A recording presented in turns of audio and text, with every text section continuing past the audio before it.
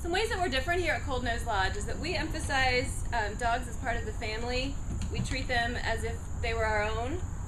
We allow them to play on equipment as if they're our children. We also think it's important to start training them from a very young age. That early socialization is a really important factor in having a dog who's going to be a perfect family member and one who's going to stay with you for their entire life. So puppy kindergarten, we like to start as soon as a dog is 10 days past their first round of vaccines. The earlier you start, the better. And let's take a look at one of our classes. First, let's meet the students. We have Diesel, Blythe. She's the first woman in her family. We've always had boys, and this is just really an experience for us. Say hello to Sydney. And Shelby, who also has a lot of fun in school. I think the socialization was the best part of it. Shelby had a great time playing with all the other dogs. And our final introduction, Emma. She's lucky because her handler Mel also works at Cold Nose Lodge part-time.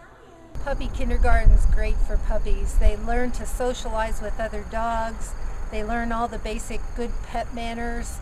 And besides that, it's a whole lot of fun. And Mel has a lot of fun at Cold Nose because she spends a lot of time working with the trainers of this puppy kindergarten class, Lori Snyder and John Woods. Kindergarten class is very basic training. It's to get people started on their way through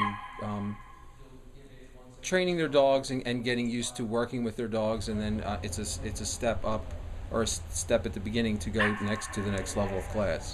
The biggest thing about puppy kindergarten is socializing your dogs, getting your dogs exposed to many different things before they hit 16 weeks of age, because that is when they learn the most and they're so easy to train. So we have the puppies on slides and going through tunnels.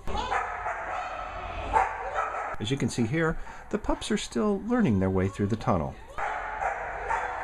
And even if there are a few challenges like this, it's always positive at Cold Nose. Positive reinforcement is you want to look for the behaviors that you want from your dog and ignore anything that you don't want. So if there's a behavior that your dog's doing that you don't like, you kind of just need to completely ignore it.